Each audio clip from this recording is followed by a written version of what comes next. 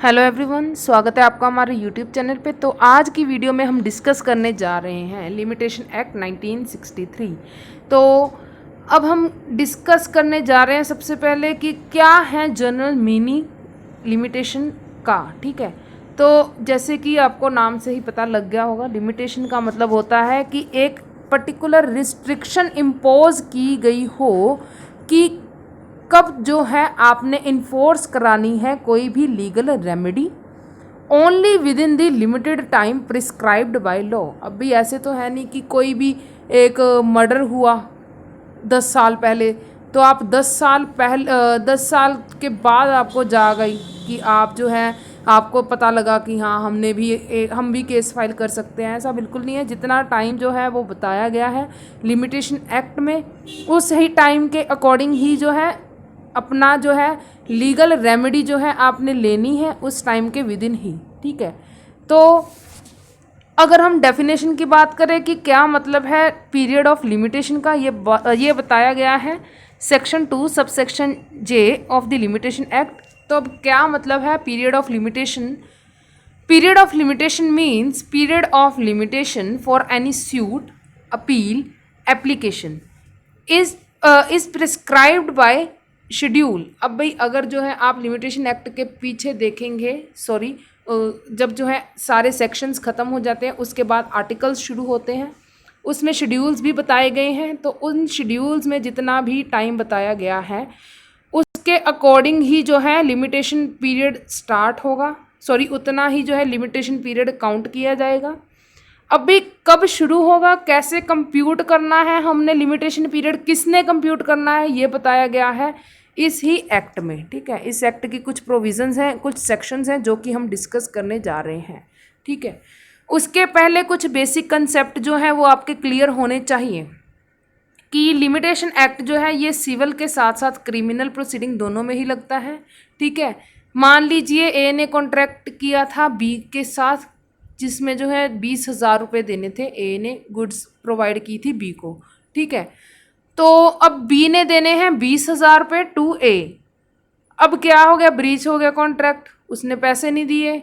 तो अब ए जो है वो फाइल कर सकता है suit against be with in the 3 years। ठीक है, तो उन 3 साल में जो है वो सूट फाइल कर सकता है A against the B, computed from when money due to A. अब जब ए ने अपनी गुड्स की डिलीवरी कर दी बी को एंड बी ने मना कर दिया, जब डिलीवरी हुई, जब ड्यू कर दी गई चीज मनी टू दी बी कि उसने ये 20,000 रुपये ए को देने हैं, तब से जो है लिमिटेशन पीरियड काउंट होगा।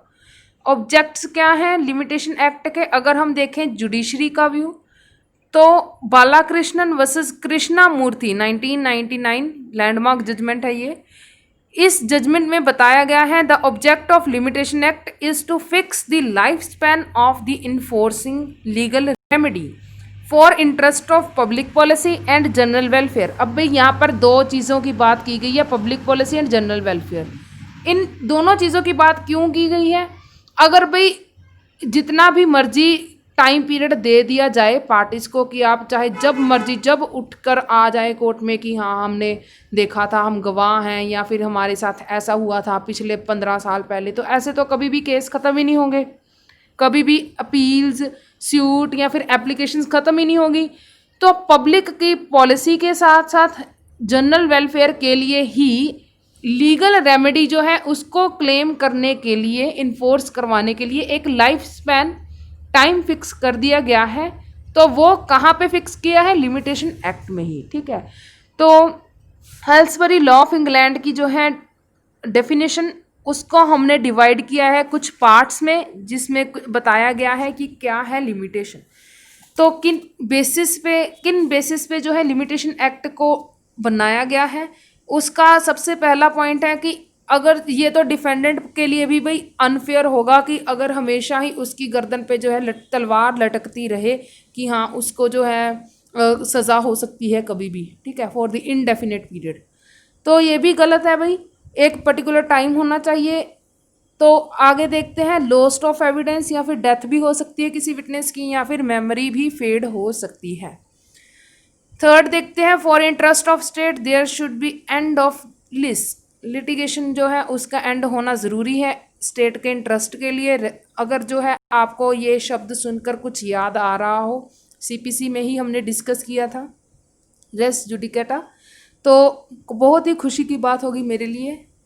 तो अब हम देखते हैं फोर्थ पॉइंट, ड्यू डिलीजेंस भी अपनानी चाहिए पार्टीज को। ठीक है, अब भाई law of limitation for those who are vigilant about their right, not for those who are sleeping over their rights. आपने ये फ्रेज जो है कॉमनली सुनी होगी अगर जो है आप लॉ के स्टूडेंट हैं। अब भाई लिमिटेशन लॉ उन लोगों की हेल्प करता है जिसको पता हो कि हाँ हमारे क्या राइट्स हैं। अगर जो बंदे सोए रहते हैं उसकी हेल्प नहीं करता ये लॉ। ठीक है, तो अब हम देखते हैं bar suit appeal application once the time limitation period has been expired and no court shall take cognizance on that particular suit appeal और एप्लीकेशन।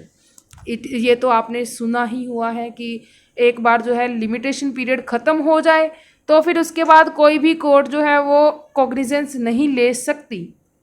ठीक है, तो इस लेक्चर को जो है मैं रिकॉर्ड कर रही हूँ फ्रॉम द ग्राउंड बेसिस। ठीक है, तो अगर जो है आप टर्मिनल एग्जामिनेशंस के लिए हमारी चैनल की वीडियोस देखते हैं तो ये चैनल और साथ के साथ इस चैनल पे अपलोडेड वीडियोस आपके लिए काफ़ी ज़्यादा बेनिफिशियल होंगी। ठीक है, हिस्ट्री देखें 1859 में लॉ ऑफ लिमिटेशन जो है वो बनाया गया था। बहुत सारी अमेंडमेंट हुई पर 1908 में जो है फॉरेन कॉन्ट्रैक्ट को भी ऐड किया गया। साथ ही साथ 1963 में जम्मू एंड कश्मीर और फॉरेन कॉन्ट्रैक्ट्स को भी ऐड किया गया है। सेक्शन नंबर 11 जो है वो डील करता है इन प्रोविज़न से। ठीक है, तो आगे देखते हैं क्वेश्चंस क्या हैं। आई थिंक जो है वीडियो ज़्यादा लंबी बन जाएगी तो इस चीज़ को जो है हम अगली वीडियो में डिस्कस करेंगे।